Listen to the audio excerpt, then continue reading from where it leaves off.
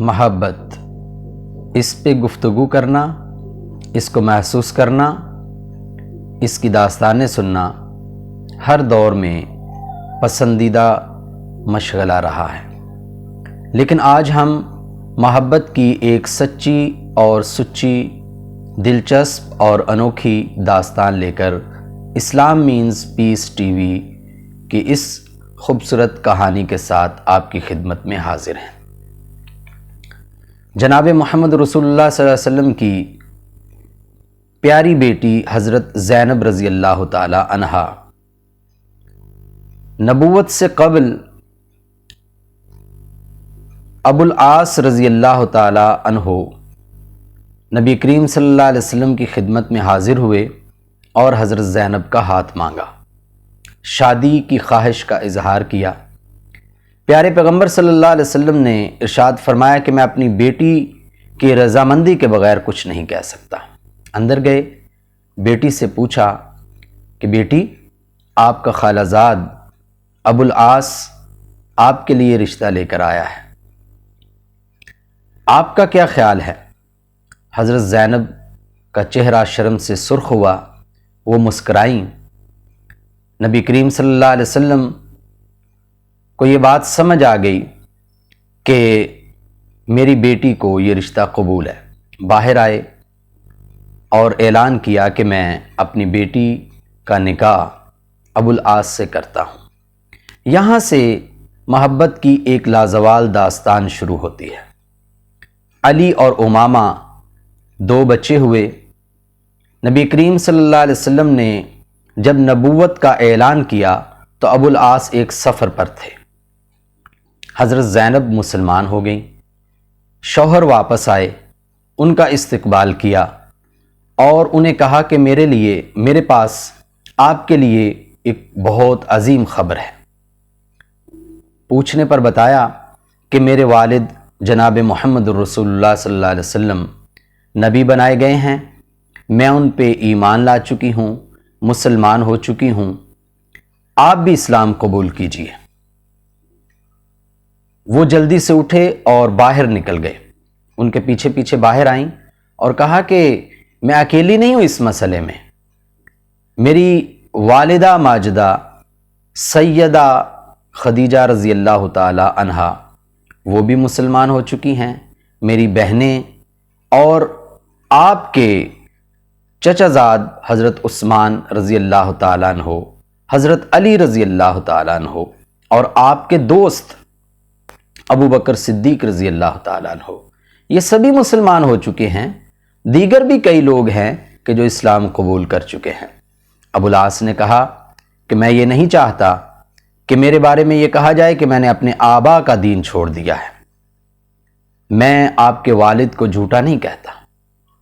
سیدہ زینب رضی اللہ تعالیٰ عنہ کہنے لگی، میرے والد نہ تو جھوٹے ہیں اور بلکہ وہ تو صادق و امین ہیں۔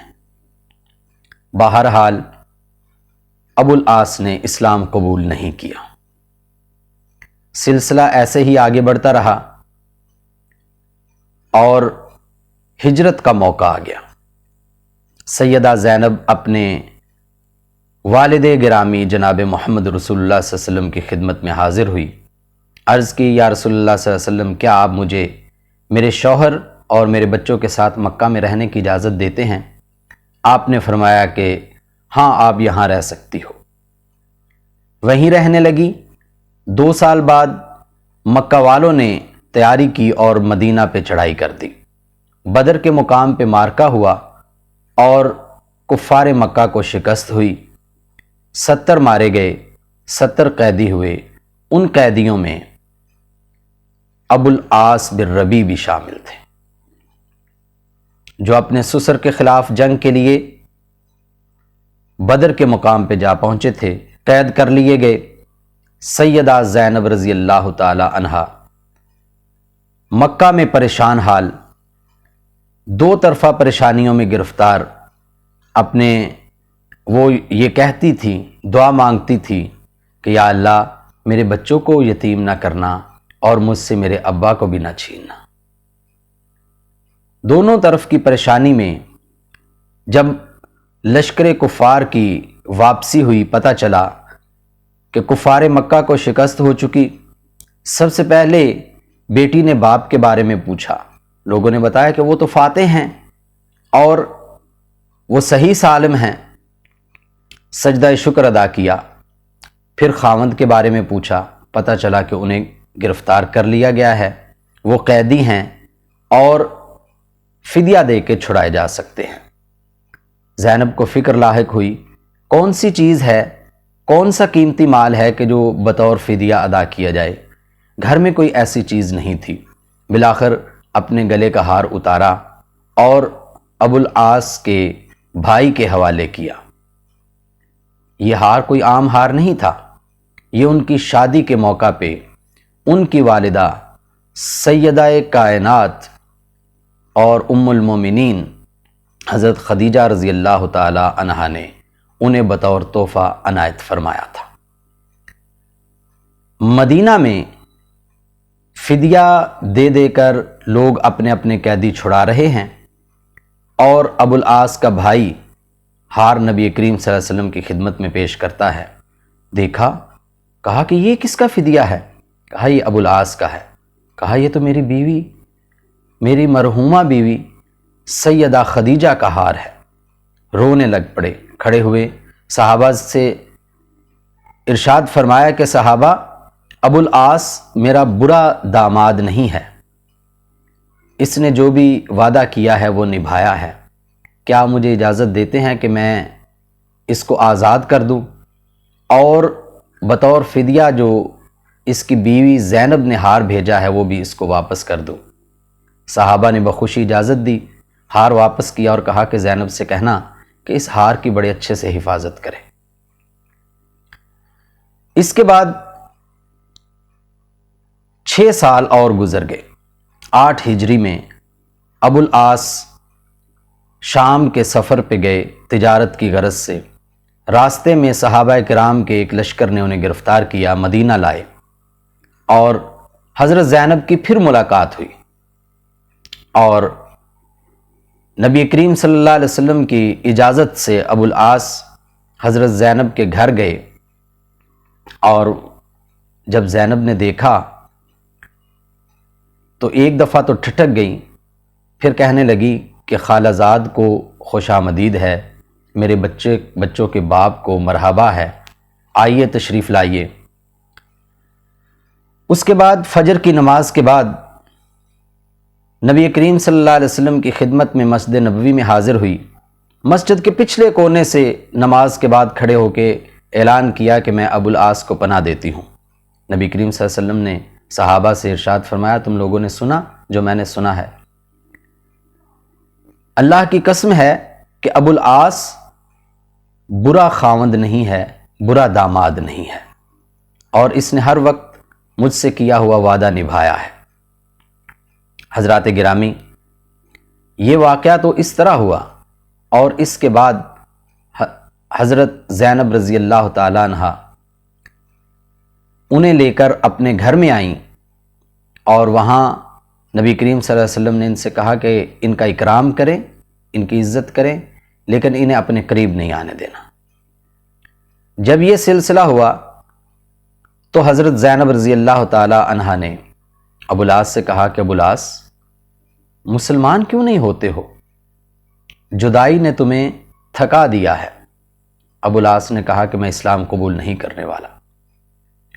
وہاں سے چل کے مکہ واپس آئے، سارے کا سارا مال، وہ تجارتی سامان جن جن لوگوں کا تھا ان کے حوالے کیا، اور کہا کہ دیکھ لو کوئی چیز کم تو نہیں ہے۔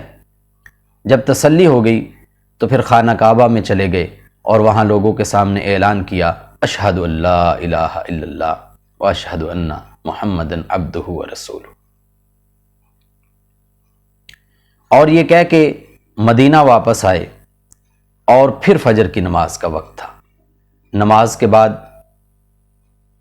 خاتم النبیین جناب محمد رسول اللہ صلی اللہ علیہ وسلم کی خدمت اقدس میں حاضر ہوئے اور عرض کی، یا رسول اللہ صلی اللہ علیہ وسلم، پہلے آپ نے مجھے پناہ دی تھی، اب میں آپ کا کلمہ پڑھنے کے لیے آیا ہوں، کیا اب آپ مجھے میری بیوی سیدہ زینب رضی اللہ تعالی عنہا سے رجوع کی اجازت دیتے ہیں۔ نبی کریم صلی اللہ علیہ وسلم نے ان کا ہاتھ تھاما، انہیں زینب کے گھر لائے اور کہا کہ یہ تیرا خالہ زاد مسلمان ہو چکا ہے، تجھ سے رجوع کی اجازت مانگتا ہے، کیا تجھے دوبارہ یہ قبول ہے؟ سیدہ زینب کا چہرہ ایک بار پھر سرخ ہوا اور وہ مسکرائی۔ اس طرح سے یہ گھر دوبارہ آباد ہوا۔ اللہ کا کرنا یہ ہوا، 1 سال بعد سیدہ زینب اس دنیا فانی سے رخصت ہوئی، اور ابو العاص کی محبت کا یہ سلسلہ جو ہے ایک ایسے دردناک انجام کو پہنچا کہ جس میں پھر جدائی لکھی تھی۔ روتے رہتے، نبی کریم صلی اللہ علیہ وسلم ان کے سر پہ ہاتھ پھیرتے، ان کو تسلی دیتے، لیکن یہ کہتے کہ یا رسول اللہ صلی اللہ علیہ وسلم، میں زینب کے بغیر زندہ رہنے کی طاقت نہیں رکھتا۔ روتے روتے 1 سال بیتا، اور ٹھیک 1 سال کے بعد یہ سچی محبت کا دوسرا حصہ جنت میں حضرت زینب رضی اللہ تعالی عنہا سے جا ملے۔ اس طرح سے یہ داستان محبت، یہ لازوال داستان محبت اپنے خوبصورت انجام کو پہنچی۔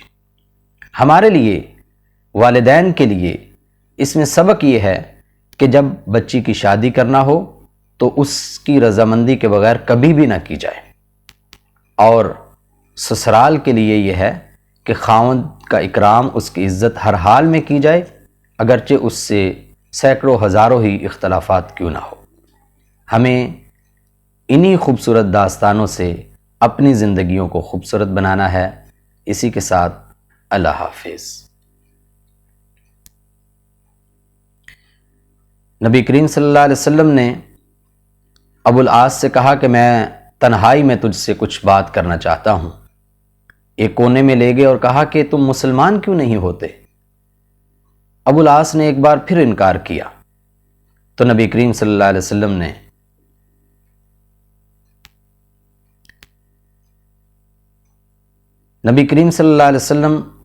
ابو العاص سے کہا کہ میں تنہائی میں تجھ سے کچھ گفتگو کرنا چاہتا ہوں۔ ایک کونے میں لے جا کے کہا کہ اللہ نے کافر شوہر اور مسلمان بیوی کے درمیان جدائی کرا دی ہے، کیا تم میری بیٹی کو میرے حوالے کرو گے؟ انہوں نے کہا جی ہاں۔ مکہ جا کے جیسے ہی بیوی استقبال کے لیے آئی تو کہنے لگے کہ زینب تم مدینہ جا رہی ہو۔ پوچھنے پہ بتایا کہ آپ کے والد گرامی کا یہ حکم ہے کہ کافر شوہر اور مسلمان بیوی اکٹھے نہیں رہ سکتے۔ اس طرح سے سیدہ زینب اپنے بچوں کو لے کر مدینہ میں آ بسیں، اور جدائی کا ایک سلسلہ شروع ہو گیا۔